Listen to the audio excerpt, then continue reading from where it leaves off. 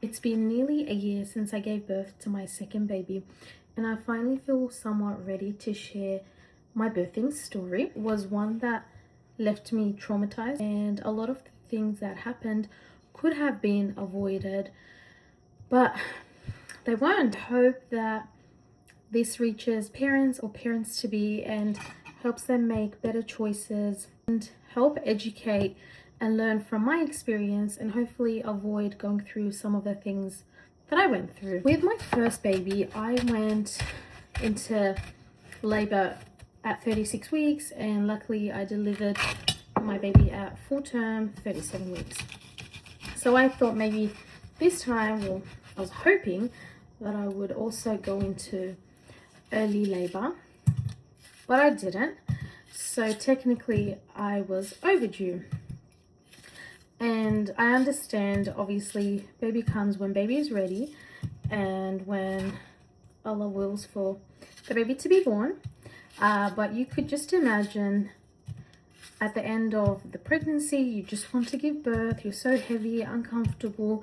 And also, like I said, my pregnancies were both tough, so to top that up, that makes things even harder. I went to my 37-week appointment.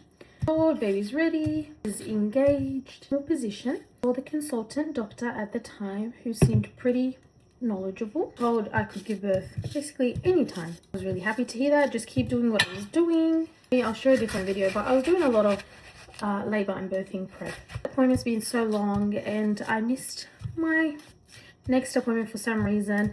And then by the time I rescheduled and got an appointment, 41 weeks. And I went to my last antenatal appointment. Now, obviously, I've given birth before, so I knew some of the symptoms of labor. So I had a feeling that labor was coming. I think about what I wanted to do, and in with the mindset that I would get a stretch and sweep, which I've never had before, but I was open to it.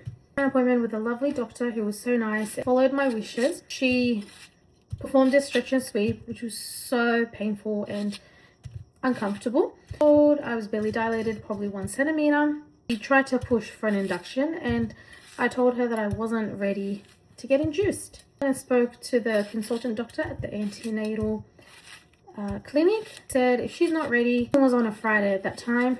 He said she should definitely get an induction, but if she's not ready, told her to get induced either early next week. So he was saying even Tuesday was fine.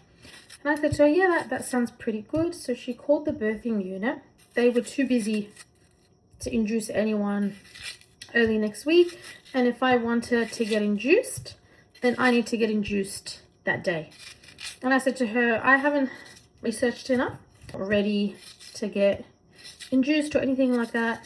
And she basically said, look, you need to speak to them because we're done with our visits. It was this question. I said, if it was a family member, what advice would you give to them? I can't give you the same advice because I have to follow the hospital's policies and procedures. So she kind of avoided the question. But like I said, she was overall pretty nice. I've had a look at the balloon induction, and I was thinking about doing that. She said we don't even offer it at this hospital. I have friends who have given birth there, and they've been induced by the balloon method. I said to her, are you sure? And yeah, she's like, yeah, I've worked at this hospital for a while. You can't get induced other than using the gel. And once again, she stressed that I go to the birthing unit. Now, she asked them to hook me onto the monitors and listen to baby's heart rate. They said they were too busy, so she offered for me to do it at the antenatal clinic, which obviously I was happy to do, and I wanted to check up on my baby. Hooked onto the machines. Baby's heart rate was pretty good. I was there for about half an hour. It was sweet. Like I said, she stressed that I go to the birthing unit. So I went to the birthing unit. And that's where things took a turn.